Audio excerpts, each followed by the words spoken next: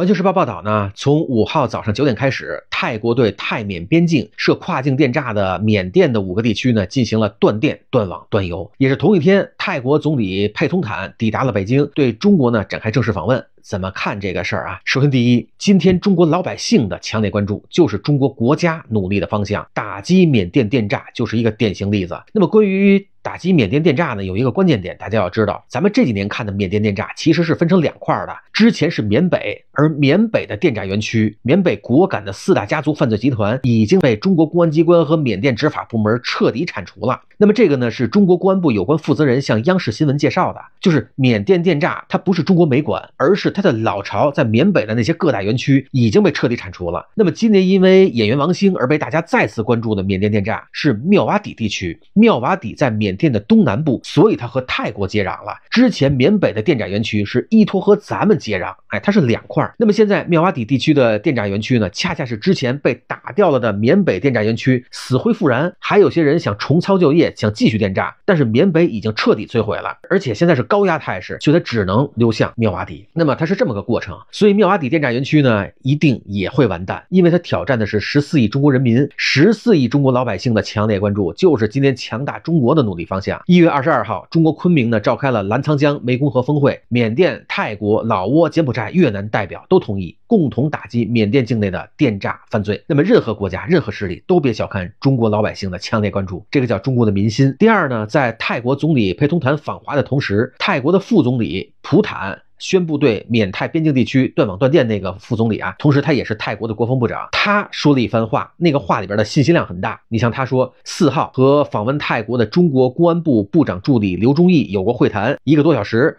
说中泰双方已经持续沟通几个月了。可见早在演员王星被绑架之前，在大众关注妙瓦底之前，中国警方已经在和泰国准备打击妙瓦底了。你再比如说，为什么要断网断电还要断油？那么这位副总理说，他说这些地区和电栅团伙有关联，所以要断电。又因为泰国情报机关的消息，这些电栅集团呢对断电有所准备，准备了发电机，所以要断油。你从这就能看出无间道啊！泰国情报机构有打入电栅集团的，而泰国的警方官方也有对方的眼线。我刚才看凤凰新闻呢，他报道说断电断油之后啊，妙瓦底依然灯火通明，我估计可能是他们准备的那些发电机和燃油储备。那么泰国副总理普坦之前说，他说泰国能源部将严厉监管泰缅边境59个地点的燃油销售，他们有发电机也撑不了太久，要持续监管，这个呢叫釜底抽薪。还有人问普坦说，是不是中国给你们压力了？那么普坦副总理的回答是，泰国政府早就积极推进相关工作，中方提出的建议与泰方现行政策高度一致。电信诈骗是中泰2国共同面临的挑战，这里面要划重点的是中方提出建议了。你可以看出中国为了保护自己的人民向邻国提出建议，但这些咱们自己不宣传。第三呢，就是中国打击电栅呢需要泰国配合，但是今天的泰国发展啊更需要中国。泰国另一位副总理同时也是泰国的内政部长叫阿努廷，他说断电导致泰国地方电力局呢每个月损失5000万泰铢，大概1000多万人民币，但是这项措施对于维护国家和人民安全十分必要。其实呢，这点钱对于泰国因为电栅损失的国家声誉相比，和损失的中国游客在泰国的消费相比，那就是小钱了。中国是泰国最大的贸易伙伴，也是最大的入境旅游市场。